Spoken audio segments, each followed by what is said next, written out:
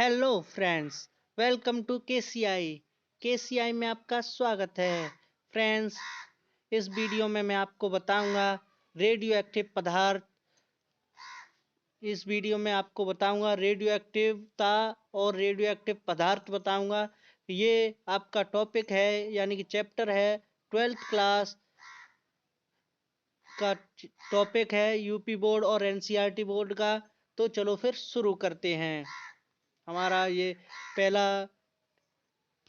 पहला है topic radio एक्टिवता, और फिर है रेडियो एक्टिव पदार्थ, और अगला है रेडियो एक्टिव पदार्थ के गुण, अगला है रेडियो एक्टिव क्षय, अगला है रेडियो एक्टिव क्षय नियतांक, अगला है अर्धआयु, अगला है अर्धआयु एवं क्षय नियतांक में संबंध, अगला है रेडियो एक्टिव पदार्थ की औसत आयु, अगला है औसत आयु तथा अर्धआयु में संबंध, अगला है रेडियो एक्टिव पदार्थ की सक्रियता, अगला है सिद्ध कीजिए n बराबर NO 1/2 पे n, और फिर अगला है डू यू नो। तो हमारा जो पहली हेडिंग है हमारी रेडियो एक्टिवता। अब रेडियो एक्टिवता क्या होती है मैं आपको बताऊंगा। देखो, रेडियो एक्टिवता, प्रकृति में कुछ ऐसे पदार्थ पाए जाते हैं, प्रकृति में कुछ ऐसे पदार्थ पाए जाते हैं जिसमें स्वतः ही अदृश्य किरणें जिनमें स्वतः ही अदृश्य किरणें निकलती हैं।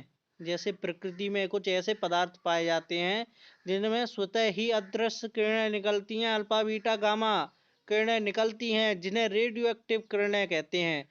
जिन्हें कौन सी किरणें कहते हैं? जिन्हें रेडियो एक्टिव किरणें कहते हैं। इन पदार्थों की रेडियो एक्टिव पदार्थ तथा इस घटना को रेडियो एक्टिवता कहते हैं।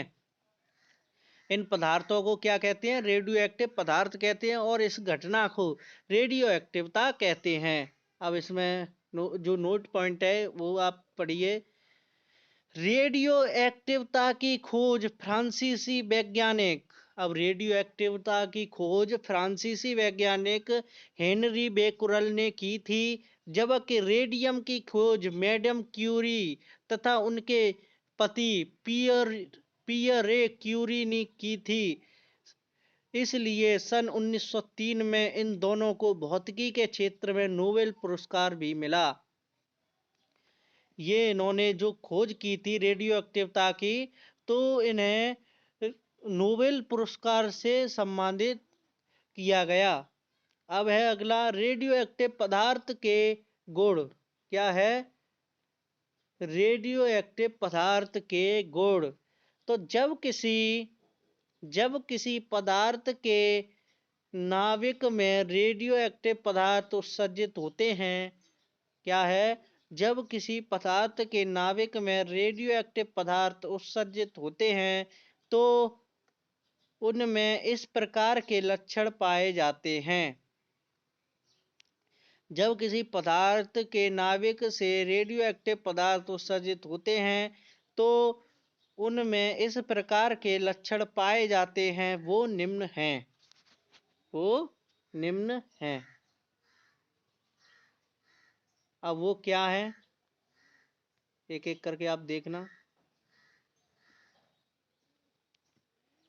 अब अल्फा कण, पहले हम आते हैं अल्फा कण में। पहले आए हम अल्फा कण में। तो अल्फा कण 2He, यानी कि अल्फा कण संकेत। अब अल्फा कण का संकेत तो आपको पता है, ऐसा होता है ऐसा। अब 2He, यानी कि ये तो आपके चलो हो गए। अब इसमें दूसरा पॉइंट है, यह धनावेशित कण है। यह कैसा कण है? यह धनावेशित कण है। नंबर 3 है, इसकी आयनीकारक क्षमता अधिक होती है। इसकी आयनीकारक जो क्षमता है वो सबसे अधिक होती है अल्फा कण की। इसकी भेदन क्षमता सबसे कम होती है। इसकी जो भेदन क्षमता है वो सबसे कम होती है। अगला है, यह विद्युत चुम्बकीय क्षय में विक्षेपित हो जाता है। अब इसमें आते हैं बीटा कण में बीटा कण का संकेत होता है या माइनस होता है, -1 होता है। यह ऋणावेशित कण है। बीटा कैसा है? बीटा ऋणावेशित कण है।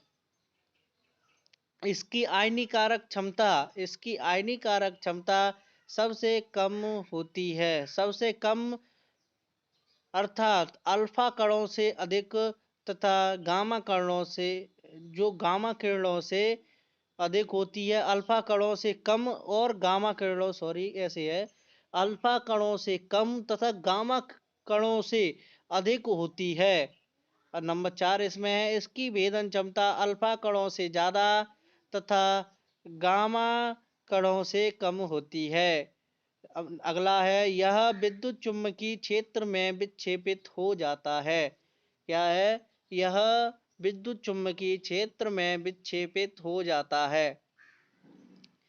इसमें है, गामा कण उदासीन होता है, इसकी आयनीकारक क्षमता सबसे कम होती है, इसकी भेदन क्षमता सबसे अधिक होती है और ये स्वयं विद्युत चुम्बकीय तरंगें होती हैं।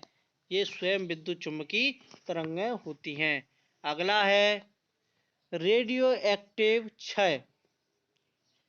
रेडियो एक्टिव क्षय, तो रेडियो एक्टिव क्षय में हमारा है, जब किसी रेडियो एक्टिव पदार्थ से कोई रेडियो एक्टिव कण क्या है, जब किसी रेडियो एक्टिव पदार्थ से कोई रेडियो एक्टिव कण अल्फा, बीटा, गामा कम क्षय होते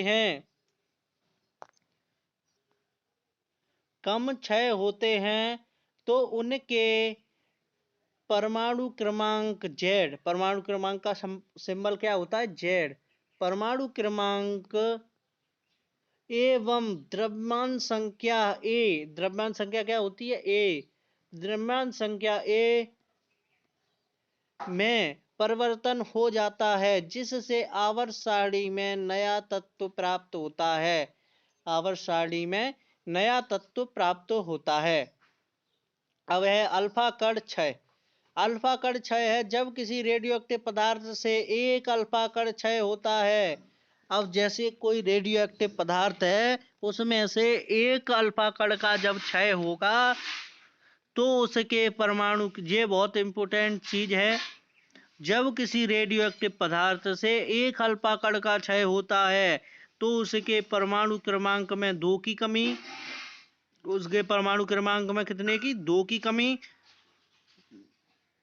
तथा द्रव्यमान संख्या में 4 की कमी हो जाती है और प्राप्त होने वाला नया तत्व आवर्त सारणी में 2 वर्ग पीछे खिसक जाता है। कैसे? 2 वर्ग पीछे खिसक जाएगा। तो इसमें Z, अब इसमें द्रव्यमान संख्या है, तो यहाँ जैसे 2, यहाँ आप देख रहे होंगे ये 2He4। अब इसमें 2 क्या है? 2 आपका 2 है परमाणु क्रमांक और 4 है आपका परमाणु द्रव्यमान। अब इसमें Z-2 होगा और A-2 होगा, तो यहाँ एग्जाम्पल के लिए ऑक्सीजन लिया गया है। ऑक्सीजन ऐसे किया जाएगा तो उसमें अब 2He4 प्लस 6C12, तो 4 की कमी हो गई। अब है अगला,